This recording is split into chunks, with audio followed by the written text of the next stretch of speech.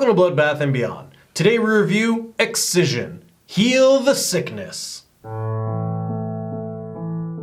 Directed by Richard Bates Jr., starring AnnaLynne McCord, Ariel Winter, Traci Lords, and Roger Bart, Excision is about Pauline, a high school student who aspires to be a surgeon. Her family is kind of in shambles, to be honest. She's got a really controlling mother who absolutely hates her. Her father just couldn't give a shit about the family at this point, and her sister is dying from a lung disease. And Pauline herself is just super depressed and just really weird and quirky. And with all this happening, Pauline will go to any lengths to save her family. This was actually a recommendation from one of our patrons over on Patreon, because we have a monthly movie raffle where somebody can choose what we review. And this month's winner was Steve Ramsey, who's actually a YouTuber himself who does woodworking for mere mortals, a huge channel with like 700,000 subscribers.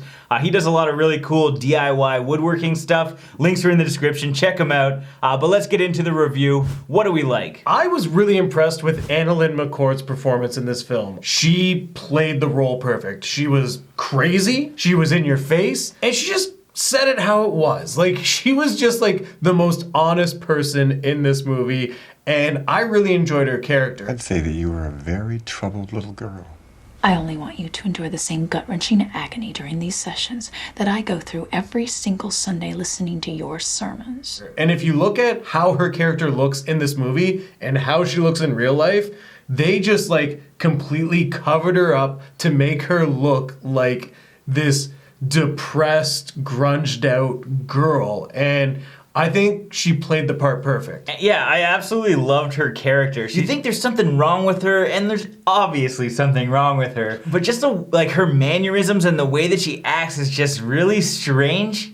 And it's got a really awkward vibe. Like, the whole movie has this awkward vibe. There's a lot of repeat scenes where you have the family discussing just what's gone on in their day at dinner, and you have like just solo shots of people looking directly into the camera as they're talking about what's happening. And it's just got a really interesting flow to it. And I think the cinematography really helps that out. We also have some long takes and these weird fantasies that Pauline has, because she's fucked up and she's definitely wants to have sex with like a dead body or something. She keeps hinting at it.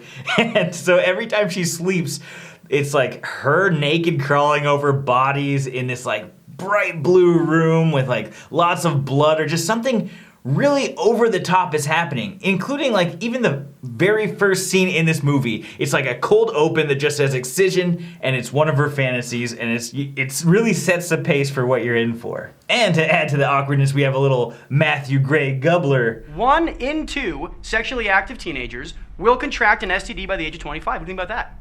Yeah, Pauline? Can you contract an STD from having sex with a dead person? This film was filled with cameos. We had Malcolm McDowell, who I really enjoyed his character in this one because he didn't take shit from anyone as a teacher.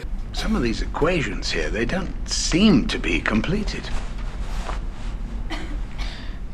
It's probably because my ability to solve these equations has absolutely no bearing on my future as a surgeon. We also had Ray Weiss as the principal, and John Waters. Yep, John Waters as the priest. I think that is the icing on the cake. It's funny because you recognize them, especially John Waters as like a priest, and you can't help but laugh knowing who he is. It's also nice to see Traci Lords take on a role like this, because it's much different than stuff that she's done in the past. This was a fairly serious role for her, and she did a really great job being like this controlling, bitchy mother. Like, I wouldn't want this woman in my life at all. And that's exactly how she was supposed to make Pauline feel, essentially. It's worth noting that this is more of a drama and like even like a dark comedy.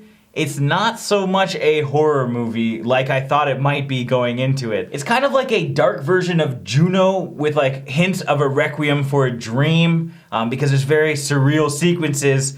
It's just a really interesting movie. I'm not going to spoil anything, but the way they ended this movie, perfect. For the arc that was developed in this film, I think they nailed the ending, because you didn't know exactly what direction it was going to go, and how they finished it off. It leaves the audience guessing, which is really good, so you can kind of fill in what you think had happened, but at the same time, it gives you that sense of closure that you're looking for.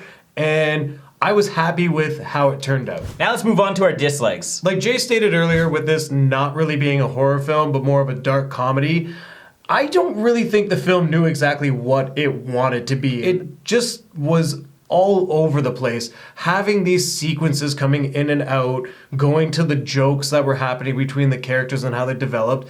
It just, to me, didn't feel like it meshed well, which made the pacing really slow. I didn't have much of a problem with the pacing. It was weird, but I didn't have any problems with that one. I understood the reasoning for it, and I commend them to an extent, but I think some of the repeated scenes repeated too often. And I get it, I just didn't like it every time. One of the big character developments in this film was when Pauline saw the dead bird and did surgery on the dead bird. I felt what would have made this film a little bit better is if she had a victim. I think it just jumped from one extreme to the next. Like, it would have been more interesting if she toyed with more people as she was becoming more crazy and obsessed with becoming a surgeon. Now it's time for our final thoughts and ratings. Well, this movie was a lot different than I thought it was going to be going in.